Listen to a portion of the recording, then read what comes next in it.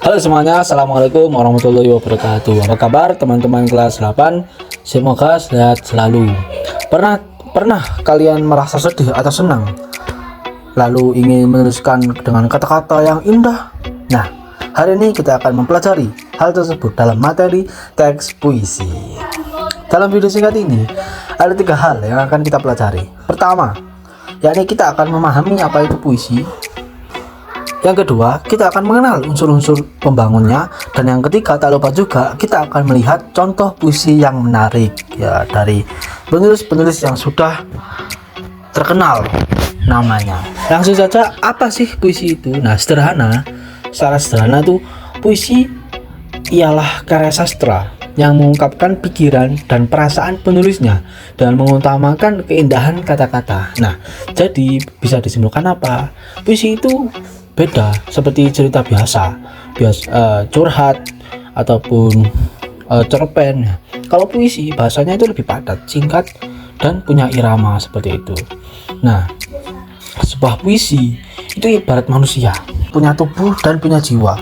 Makanya unsur puisi itu dibagi menjadi 2, unsur fisik dan unsur batin. Nah, pertama, unsur fisik. Nah, ini adalah bagian yang tampak oleh mata ketika kita saat membaca puisi. Nah, dalam unsur fisik ini ada 3 hal utama. Yang pertama ialah diksi, pilihan kata yang unik dan indah. Dan yang kedua ada majas, gaya bahasa kiasan, misalnya benda mati dianggap hidup, seperti galon itu melempar, daun-daun itu menari ketika diterpa oleh semilir angin yang lalai, seperti itu. Dan rima ialah pengulangan bunyi yang bikin puisi terdengar merdu saat dibaca. Contoh, aku cinta padamu, aku sayang padamu, aku akan memakanmu, dan aku akan menggorengmu. Itu jadi di belakangnya itu u semua, ataupun bisa ab atau aabb atau aaaa atau bb sampai akhir juga gak apa-apa. Nah, yang kedua ada unsur batin. Nah, dimana unsur batin ini ialah makna yang tersembunyi di balik tulisan. Nah, unsur batin sendiri itu ada 3 isi. Nah, meliputi apa? Meliputi tema, yakni di pokok puisinya itu tentang apa. Contoh tema itu tentang sedih atau senang atau pengorbanan atau cinta atau romance gitu. Nah, yang kedua ada rasa, yakni lebih ke perasaan penyair, apakah sedih, marah atau bahagia. Jadi bisa dilihat oleh apa? Bisa dilihat oleh bait-baitnya biasanya, seperti itu. Nah, yang ketiga ada amanat, yakni pesan bijak yang ingin disampaikan kepada pembaca. Contoh dari puisi sekian gitu misalnya. Nah, amanatnya itu apa? Wah, amanatnya membuat manusia itu penyabar.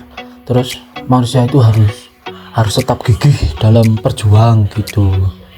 Nah, untuk slide selanjutnya ini ada contoh puisi yang berjudul Hujan Bulan Juni ya, dengan salah satu puisinya.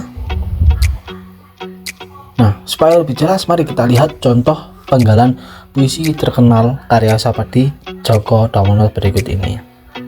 Tak ada yang lebih tabah dari hujan bulan Juni, dirahasiakannya rintik rindunya kepada pohon berbunga itu. Coba kita perhatikan di sini, penyair atau Pak Sapardi itu menggunakan majas personifikasi. Hujan digambarkan punya sifat yang tabah di awal bait, dimana bisa rindu itu seperti manusia. Nah, inilah yang membuat puisi itu terasa hidup dan menyentuh hati. Meskipun kata-katanya sederhana ya, seperti tak ada yang lebih tabah ya, cuman 4 bait dan itu bisa dikatakan singkat.